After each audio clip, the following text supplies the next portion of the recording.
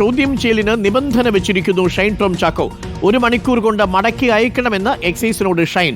താരം ചോദ്യം ചെയ്യലിനെത്തിയത് ബംഗളൂരുവിൽ നിന്ന്. ബംഗളൂരുവിലെ ഡി അഡിക്ഷൻ സെന്ററിൽ ചികിത്സയിലാണ് ഇപ്പോൾ താരം. വിവരങ്ങളുമായി ശരത്തുണ്ട്. ശരത്ത്, ചോദ്യം ചെയ്യലിന് നിബന്ധന വെച്ചിരിക്കുകയാണ്. എക്സൈസ് അംഗീകരിക്കാനുള്ള സാധ്യതയുണ്ടോ? ഇപ്പോൾ ബംഗളൂരുവിലെ ഡി അഡിക്ഷൻ സെന്ററിൽ നിന്നാണ് ഷൈൻ ടോം ചാക്കോ വരുന്നത് എന്നാണോ നമുക്ക് ലഭിക്കുന്ന വിവരം? ശരത്. അരുൺകുമാർ, അത് തന്നെയാണ്. അതായത് എത്രയും വേഗം തിരിച്ച് അയക്കണമെന്ന നിബന്ധനയുമായാണ് ഷൈൻ ടോം ചാക്കോ ഇപ്പോൾ അന്വേഷണ സംഘത്തിന് മുൻപിൽ എത്തിയിരിക്കുന്നത്. 1 മണിക്കൂറിനകം തിരിച്ചു പോകണം. താൻ ചികിത്സയിലാണ്, ഡി അഡിക്ഷൻ സെന്ററിലാണ്.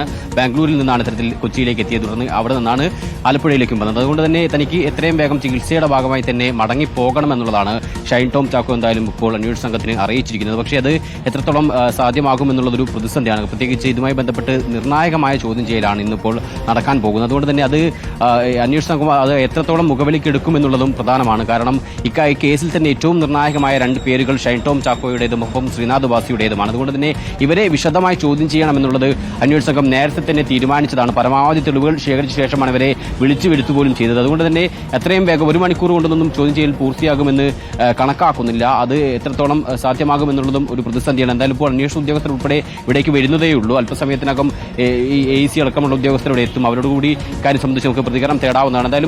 നിലവിലെന്തായാലും ചോദ്യം ചെയ്യാനുള്ള എല്ലാ തയ്യാറെടുപ്പും അന്വേഷണ സംഘം ഒരുക്കി കഴിഞ്ഞതാണ്. അല്പസമയത്തിനകം ശ്രീനാഥ് ബാസിയും ഈ മോഡലും കൂടി എത്തിയ ശേഷമായിരിക്കും ചോദ്യം ചെയ്യൽ ആരംഭിക്കുക. ഒപ്പം ഉദ്യോഗസ്ഥർ കൂടി എത്താനുണ്ട്. 9 മണിയോടുകൂടിയായിരിക്കും ഉദ്യോഗസ്ഥർ എത്തുക. അതിനുശേഷം ചോദ്യം ചെയ്യൽ നടപടികളിലേക്ക് കടക്കും.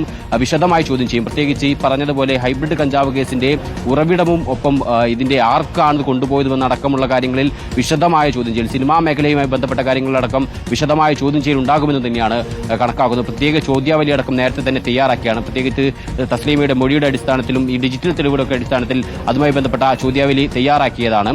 നിലവിലെന്തായാലും ഇന്നത്തെ ചോദ്യം ചെയ്യൽ നിർണായകമാണ്.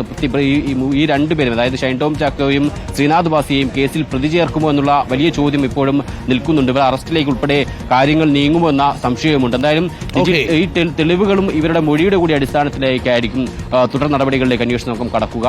ഈ ശ്രീനാഥ് ബാസിയുടെയും ഷൈൻ ടോം ചാക്കോയുടെയും മൊഴി നമുക്ക് ശ്രീനാഥ് ബാസി എത്തുമ്പോൾ, സൗമ്യ മോഡൽ എത്തുമ്പോൾ കൂടുതൽ വാർത്തയും വിശദാംശങ്ങളും പ്രേക്ഷകർക്ക് നൽകാം. എന്തായാലും ഇപ്പോൾ ഷൈൻ ടോം ചാക്കോ ഒരു നിബന്ധന വെച്ചിരിക്കുന്നു. 1 മണിക്കൂറിനുള്ളിൽ തന്നെ ചോദ്യം ചെയ്ത് വിട്ടയക്കണം എന്നാണ് ഷൈൻ ടോം ചാക്കോ വെച്ച നിബന്ധന. എന്നാൽ ആ നിബന്ധന അനുസരിക്കാൻ സാധ്യതയില്ല എന്നാണ് നമ്മൾ മനസ്സിലാക്കുന്നത്.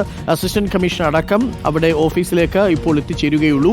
അതിനുശേഷം സൗമ്യ എന്ന യുവ മോഡലിനെയും ശ്രീനാഥ് ഭാസിയെയും ഒപ്പം തസ്ലിമ സുൽത്താന്റെ വാട്സപ്പ് ചാറ്റുകളും ഇതെല്ലാം ഒത്തുനോക്കിയായിരിക്കും ഇന്ന് ചോദ്യം ചെയ്യൽ നടക്കുക. അതിനുള്ള പ്രത്യേക ചോദ്യാവലി തയ്യാറാക്കിയിട്ടുണ്ട് എക്സൈസ്. ശരത്താണ് വിവരങ്ങൾ നൽകുന്നത്.